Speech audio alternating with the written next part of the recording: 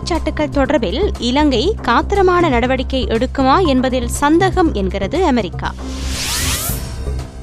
ஆணைக்குழுவின் பரிந்துரைகள் அமல்படுத்தப்படவில்லை என்று பிளேக் தெரிவித்துள்ளார்.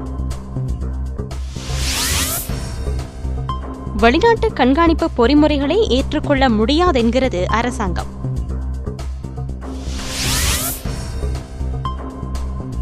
இந்தியாவின் முட்டாள்தனத்துக்கு எல்லையே இல்லை என்கிறார் குணதாஸ் அமரசேகர.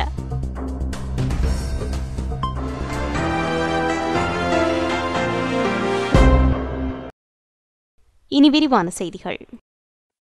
குற்றச்செயல்களுக்கு தண்டனை விதித்தல் தொடர்பில் இலங்கை அரசாங்கம் காத்திரமான நடவடிக்கை எடுக்குமா என்பதில் சந்தேகம் நிலவி வருவதாக அமெரிக்கா அறிவித்துள்ளது. ஐக்கிய நாடுகள் மனித உரிமை பேரவையில் இலங்கை தொடர்பான தீர்மானம் அர்த்தபூர்வமாக அமைய வேண்டுமென்று பேரவைக்கான அமெரிக்க தூதுவர் தெரிவித்துள்ளார். குற்றச்செயல்கள் தொடர்பில் உரிய நடவடிக்கை எடுக்கப்படவில்லை என்று அவர் குறிப்பிட்டார். இதேவேளை அமெரிக்கா உள்ளிட்ட மேற்குலக நாடுகள் தேவையின்றி இலங்கை விவகாரத்தில் தலையீடு செய்து வருவதாக இலங்கை அரசாங்கம் குற்றம் சுமத்தியுள்ளது. போதிய அளவு கால அவகாசம் வழங்காது அழுத்தத்தை பிரயோகிப்பது விரும்பத்தக்க விடயமல்ல என்று ஜனாதிபதியின் ஊடகப் பிரிவு பணிப்பாளர் பந்துல ஜெயசேகர தெரிவித்துள்ளார். உண்மையை கண்டறியும் ஆணைக்குழுவின் அறிக்கை உரிய முறையில் அமல்படுத்தப்படவில்லை என அமெரிக்க துணை ராஜாங்க செயலாளர் ரோபர்டோ பிளேக் தெரிவித்துள்ளார்.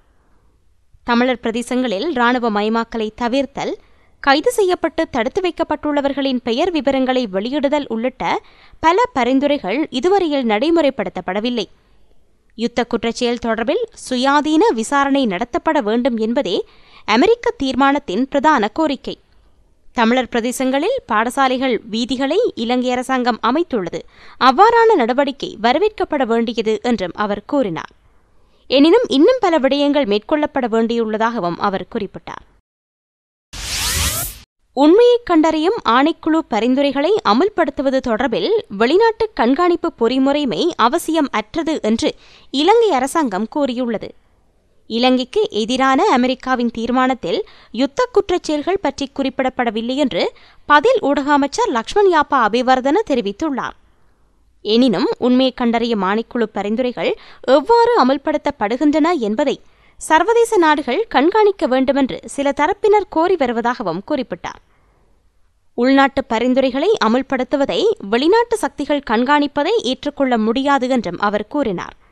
அமெரிக்காவின் தீர்மானம் தொடர்பான சவால்களை எதிர்நோக்க தயார் என்றும் அவர் குறிப்பிட்டுள்ளார்.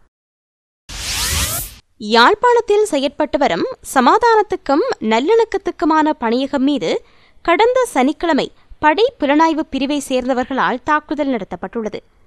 கொழும்பிலிருந்து வருகை தந்திருந்த சட்டவாளர்களால் இங்கு இலவச சட்ட உதவிகள் வழங்கப்படும் என்று தெரிவிக்கப்பட்டிருந்தது. அந்த தகவலை அறிந்த காணாமற் போனோரது குடும்பங்கள் மற்றும் தடுப்பு காவலில் குற்றச்சாட்டுகள் எதுவுமின்றி தடுத்து வைக்கப்பட்டுள்ளவர்களது குடும்பங்கள் என்று பலரும் திரண்டனர். அவ்வேளையில் 2 மோட்டார் சைக்கிள்களில் வந்த 4 கொண்ட படை புலனாய்வு பிரிவைச் சேர்ந்தவர்கள் நிகழ்ச்சி பற்றியும் அங்கு வருகை தந்தவர்கள் பற்றியும் கேட்டறிந்துள்ளனர். சிறிது நேரத்தின் பின்னர் அங்கிருந்து விலகிச் சென்ற அவர்கள் கொட்டன்கள், பொதிகளில் அடைக்கப்பட்ட கழிவுப் பொருட்களுடன் திரும்பி வந்து தாக்குதலை சகட்டுமேனிக்கு தொடங்கியுள்ளனர். மக்கள் சிதறி ஓட ஓட இந்த தாக்குதல்கள் நடந்ததாக கூறப்படுகிறது. அங்கு தரித்து நின்ற சட்டத்தரணிகளது வாகனங்களின் கண்ணாடிகள் உடைத்தெறியப்பட்டன. மக்கள் மீது கழிவுகள் வீசப்பட்டன. எவரும் வெளியே தப்பிக்காத வகையில் கதவுகளை மூடி இந்த தாக்குதல்கள் மேற்கொள்ளப்பட்டுள்ளன. சம்பவம் தொடர்பாக போலீசாருக்கு வழங்கப்பட்ட தகவலை அடுத்து நீண்ட இழுபறியின் பின்னரே அவர்கள் அங்கு வந்து சேர்ந்ததாக கூறப்படுகிறது. போலீசார் வந்தபோது தாக்குதல் மேற்கொண்டவர்கள் தப்பிச் சென்றுள்ளனர். பின்னர் போலீஸ் பாதுகாப்புடன் எஞ்சியிருந்த மக்களுக்கான சேவைகளை சட்டத்தரணிகள் வழங்கியுள்ளனர். தமிழர் தாயக பகுதியெங்கும் காணாமற் போயுள்ள தமது பிள்ளைகள் குடும்பத்தவரை தேடி ஆயிரக்கணக்கான குடும்பங்கள் அலைந்து கொண்டே இருக்கின்றன. எனினும் தமது பிள்ளைகள் பற்றியோ குடும்பத் தலைவர்கள் பற்றியோ சுதந்திரமாக தேடவோ குரல் கொடுக்கவோ படைத்தரப்பு அனுமதி மறுத்தே வருகிறது. ஜெனீவாவில் நடைபெற்று வரும் ஐக்கிய நாடுகள் மனித உரிமை பேரவை அமர்வுகளில் இலங்கைக்கு எதிரான தீர்மானத்துக்கு ஆதரவளிக்கும் இந்தியாவின் தீர்மானம் வரவேற்கப்பட வேண்டியது என்று மனித உரிமை கண்காணிப்பகம் அறிவித்துள்ளது. தனிப்பட்ட ரீதியில் சூழ்நிலைகளை தெளிவாக ஆராய்ந்து இந்த தீர்மானத்தை எடுத்துள்ளதாகவும் குற்றச்செயல்களுக்கு நம்பகமான முறையில் தண்டனை விதிக்கப்படக்கூடிய உள்நாட்டு பொறிமுறைமை ஒன்றை உருவாக்க இந்த தீர்மானம் வழியமைக்கும் என்றும் மனித உரிமை கண்காணிப்பகத்தின் தென்னாசிய பிராந்திய பணிப்பாளர் மீனாட்சி கங்குலி தெரிவித்துள்ளார். இடம்பெயர் மக்கள் பிரச்சினை குறித்து பாராளுமன்றத்தில் கேள்வி எழுப்பப்படவுள்ளதாக எதிர்க்கட்சித் தலைவர் ரணில் விக்ரமசிங்க தெரிவித்துள்ளார். முல்லைத்தீவு, கிளிநொச்சி மாவட்டங்களில் மீள்குடியேற்றப்பட்ட மக்கள் எதிர்நோக்கி வரும் நெருக்கடிகள் குறித்து பாராளுமன்றத்தில் குரல் எழுப்ப திட்டமிட்டுள்ளதாகவும் கூறினார். யுத்தம் காரணமாக இடம்பெயர்ந்தவர்களும் அண்மையில் மீள்குடியேற்றப்பட்ட மக்களும் வாழ்வாதாரம், அடிப்படை வசதியின்மை உள்ளிட்ட பல்வேறு பிரச்சினைகளை எதிர்நோக்கி வருவதாகவும் அவர் கூறினார். பிரதேசத்தில் முன்னெடுக்கப்பட்டு வரும் அபிவிருத்தி திட்டங்களில் பல்வேறு குறைபாடுகள் காணப்படுவதாகவும் ரணில் விக்ரமசிங்க சுட்டிக்காட்டினார். இந்தியாவின் முட்டாள்தனத்துக்கு எல்லையே இல்லை. இனி ஒரு நிமிடமேனும் பொறுக்காது இந்தியாவை இலங்கையிலிருந்து அடியோடு தூசு தட்ட வேண்டுமென்று தேசப்பற்றுள்ள தேசிய இயக்கத்தின் தலைவர் கலாநிதி குணதாஸ் அமரசேகர தெரிவித்தார். இந்தியாவை நம்ப வேண்டாம் என்று அழுது புலம்பினோம். ஆனால் அரசாங்கம் கேட்கவில்லை. நாங்கள் கூறியவை செவிடன் காதில் ஊதிய சங்கு போலவே காணப்பட்டது. ஆனால் தற்போதுதான் அரசாங்கம் விழித்துக் கொண்டுள்ளது என்றும் அவர் கூறினார். இலங்கை அரசாங்கத்தை பலமுறை வலியுறுத்தி வந்தோம். ஆனால் ஜனாதிபதி மஹிந்த ராஜபக்ஷவின் அரசு நாம் கூறியதை கணக்கில் எடுக்கவில்லை. இந்தியா இதுவரை காலம் இரட்டை வேடத்தையே போட்டது. இலங்கை தொடர்பில் பாரிய காட்டிக் கொடுப்பொன்றை இந்தியா செய்துவிட்டுள்ளது. அமெரிக்காவின் பிரேரணையை ஆதரிப்பது என்பது இலங்கையை இந்தியா காட்டிக் கொடுத்து விட்டது என்றே அர்த்தம். ஒரு வகையில் இந்தியா தனது முட்டாள்தனத்தை வெளிப்படுத்தும் வகையில் நடந்து கொண்டது. ஒரு தடவை புலிகளுக்கு பாலூட்டி வளர்த்து ராஜீவ்காந்தியை பலி கொடுத்தது. தற்போது அமெரிக்காவுக்கு ஆதரவு வழங்கி பேராபத்துக்குள் விழுந்துள்ளது என்று குணதாஸ் அமரசேகர கூறினார். இலங்கைக்கு எதிரான அமெரிக்காவின் பிரேரணையை ஆதரித்து இந்தியா வரலாறு காணாத துரோகத்தை செய்துவிட்டது. இதனை இலங்கை ஒருபோதும் மன்னிக்காது. அதேபோன்று இதற்கான விளைவுகளை இந்தியா மிக விரைவில் சந்திக்கும் என்று அமைச்சரும் ஜாதிக ஹெல உரிமையவின் பொதுச் செயலாளருமான சம்பிக்க ரணவக்க தெரிவித்துள்ளார். நல்ல நண்பனை இழந்த இந்தியாவுடன் ஏனைய நாடுகளும் நட்பை வைத்துக் கொள்ள விரும்பாது.